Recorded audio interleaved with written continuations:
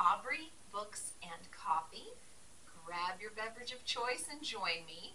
Today we're going to discuss a review of the 21 books I was able to finish for the month of April. It was challenging. Thank goodness for audio, because without audiobooks I probably wouldn't have gotten quite that high in number. But without further ado, let's begin so you can see if the books are ones that you maybe want to check out as well. Not to mention, I'm also going to tell you some of the other amazing YouTubers out there that I joined into their book clubs and stuff, and that's where I got inspired with these. So first, if you remember, if not, please feel free to go back and look at my April rolls, but I only got 2. So for those 2 rolls that I got in my TBRW game, I chose City of Bones. For that one, I gave it a 3-star. It was a very interesting story. I know that I believe it's on Netflix, but there is a show that's out now for City of Bones, and it's always kind of intrigued me. I've always wanted to kind of read into the series and see the hype, and it was very entertaining. It was really good. Then my second choice was Denzel Washington's A Hand to Guide Me. This one I gave a 5-star. Love, love, love Denzel Washington. I think he seems to be an upstanding man, and I don't know what I was expecting. I knew it was going to be nonfiction. I knew there were going to be people like Whoopi Goldberg and several other famous actors, actresses, sports players, Olympic medalists, I mean all kinds of people.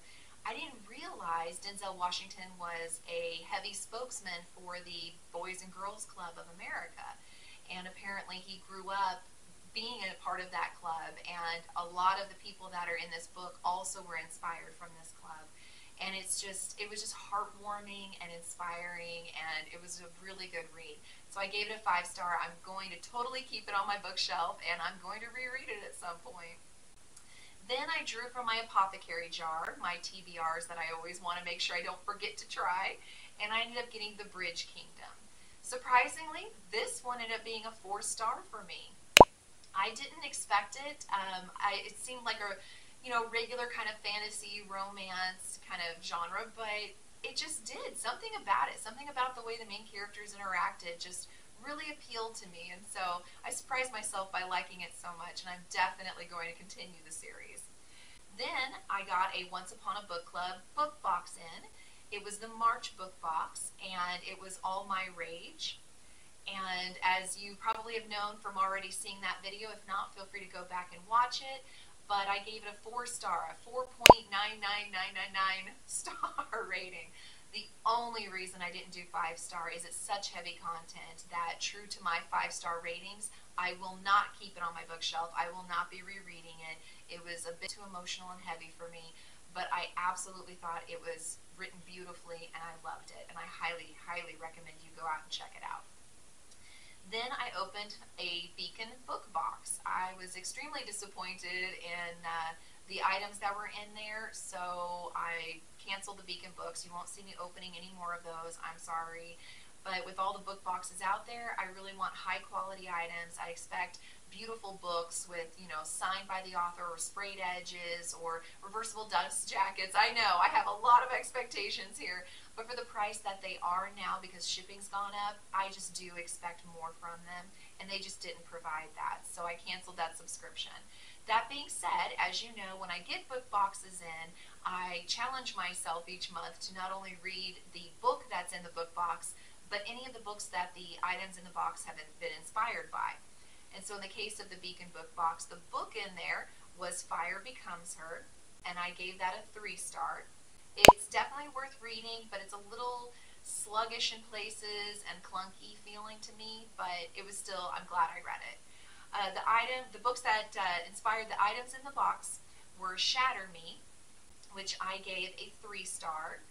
Unusual doing it over audio, just because there's so much scratching out whenever the girl is narrating, so it sounds a little weird, like maybe your earbuds are going out or something, but it's worth definitely reading or listening to. Then Fortuna Sworn, I gave that a 3-star. It's interesting. I hadn't heard the Fae take like that before. It was very interesting. Then Caraval, I gave a 4-star. I really enjoyed this, as I'm sure you have too by now, and I look forward to continuing that series. Then I opened a Bookish box. Now, Bookish box, I love their books. I love their items. They're very friendly. They are huge on customer support. Love, love, love the company. They are crazy behind.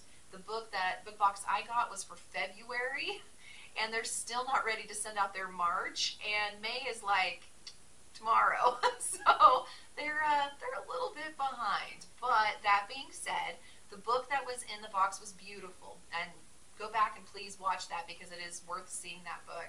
Had beautiful sprayed and stenciled edges. It had a beautiful cover, reverse dust jacket, everything. The works, you know what I like. Unfortunately, the book itself was The Midnight Girls, and I gave it a 2-star. I started out loving it. I loved the premise. I had never heard it before. Unfortunately, it didn't deliver. It felt a lot like the author was needing to fill in the pages to get the word count. So there was a lot of repetition, internal monologue. There were some random characters thrown in that really didn't need to be there. I, again, just feel like it was to add another scene, to add word counts. It just, unfortunately, didn't pull me in like I was hoping it was going to. That being said, though, it becomes available whenever we do our drawing at 50 subscribers. So it's what my loss is your gain. Then the items inspired, or the books that inspire the items in the box was Winter Song, which I gave a 3-star. I found it very intriguing. Sorcery of Thorns, which I gave a 3-star. You guys know that, I'm sure by now, that anything that involves Fae, I'm just so drawn in now. Ever since Sarah J. Maas's ACOTAR series, I am all in on that. Then I opened an Owl Crate box, and for that one, the book in the box was A Forgery of Roses. I gave this a 3-star because it was, again, a new concept, and the writing was really easy to read, easy to follow, enjoyable characters. Unfortunately, it felt very convoluted towards the end, and at the very, very end, the author wrapped it back up really nicely, so that's what made it maintain the 3-star, but in the middle, there's parts of it that just don't feel like they belong in this book. Then I also had the items, and they were inspired by the following books. The Kingdom of Back, which I gave a 3-star. It was an unusual take on some classic composers. I'm not going to ruin it for you. And then their siblings. So it was a very interesting take on it, though. An Enchantment of Ravens, which I gave a 3-star as well, and I look forward to seeing where that series continues. Daughter of Smoke and Bone, I gave a 4-star. Again, not knowing what to expect with this one, loved it. Absolutely loved it. And I'm excited to continue the series. Woven in Moonlight, I gave a 3-star. Again, it was good. Not bad. Not earth-shattering, but not bad. Especially loved that it was a new concept of somebody being blessed with being able to create something on a loom and special magical properties that come from that. Then I opened the Scribbler box, and the book that was inside that box was The Patient Secret. Now, if you've been watching my Scribbler unboxings and then hearing my reviews each month, you know that so far I love the Scribbler box, especially as a writer. However, not so thrilled with the books. The books have been a huge letdown. A couple I've DNR'd just because I've been so bored and I didn't want to force myself to read a book. I want to enjoy when I read a book, but this was not the case this time. The Patient Secret, I gave a 4-star. It had me from the moment go, and I just absolutely loved it. I highly recommend you check this one out. Then I opened the Book of the Month pick for the month of April, and I had chose Kaiki, and you'll see it up there on my shelf. It was fabulous. I gave this one a 3-star. It was a really good read. I really enjoyed it. The only reason it didn't get a higher rating is because it's super thick and a lot of themes were repeated, and then the author would introduce some new characters that were very colorful, very fun, and enjoyed having them in the story. Then you'd have more repeats. Then you would have a whole huge plot that happened. Then you'd have some repeats. Then you started having plot develop where you're like, would that even really happen? Like, in the real world, would this even happen? This feels kind of like you want it to happen to cause more action, but I don't feel like it would have transpired that way, which kind of took me out of the book. but then by the end, you're really enjoying the wrap-up and how it's going. So the author did a fabulous job. I could never have written something so good, but it just wasn't up my alley completely. So I gave that a 3-star. Then I am a part of a book club. Janine from This Story Ain't Over has a book club called Read in Color. I'm hopefully showing you a picture here.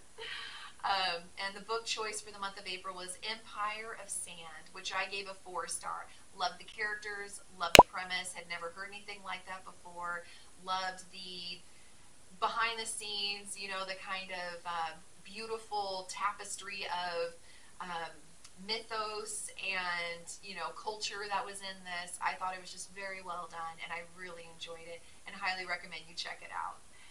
Then I went on to Becca and the Books, who I also highly recommend, and she has a Bookopoly. So my whole family's doing the Bookopoly, as you probably know by now, and the role that I got was for Zodiac Academy. I had heard so much hype about this. I was so excited to try this series. I got about 2/3 of the way through it, and I DNR'd it. I am not going to do any more of this series. I understand that it's supposed to get so good from book 3 through 7, but the first book wasn't just bad in its simplicity, where like the professors of this academy, you have like Professor Pyro for fire. I mean, really, they are that cheesy. But on top of that, there was a lot of grammar mistakes. There were some spelling mistakes, things I thought an editor should have probably picked up on. And then on top of all of that, the 2 main characters, who are twins and go into this academy, get abused, like really abused. We're talking verbal, emotional, physical, sexual abuse. I mean, it's crazy, and I just could not take it anymore. It felt like every other chapter you were getting it thrown in your face, and I could not do it. And I love my kid, and she doesn't appreciate, you know, me probably saying what I do and do not let her do on film.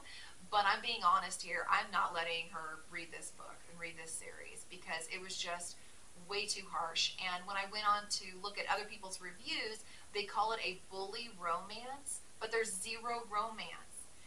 They describe the guys with their bulging muscle shirts in exactly that way, bulging muscle shirts, muscles bulging in the shirt, and that's the only way that they even describe them. There's no romance.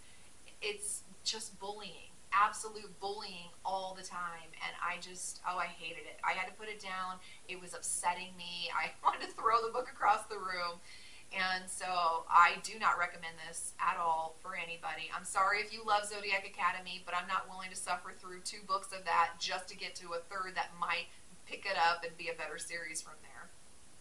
Moving on, so because I DNR'd that, I did go ahead and re-roll for my Bookopoly, and I got The Queen's Assassin. And I gave that one a 3-star. I did enjoy it, and I'm actually going to continue the series on that one. Then, last but certainly not least on my reading, this month had a reading challenge from Cassidy and Covers with Cassidy called Realmathon. And for that adventure and that challenge, I ended up being able to count all my books towards it that I read in April, but I specifically picked up The Poppy War because Cassidy recommended it, and I gave it a 3-star. I thought it was very interesting, very detailed. It was well written, just again, not my kind of genre. I don't do a lot with military fantasy. So, now for the W portion. I had rolled that I needed to make sure I wrote 4,000 words for the month of April. I am now sitting, I did that and more. So I'm now sitting at over 11,000 words for my 2nd book. So I'll let you know when that gets finished, and I'm hoping next year to start the process of publishing the 1st one, and that way I'll have the 2nd and hopefully the 3rd already ready to go right after. Thank you guys so much for joining me. Take care.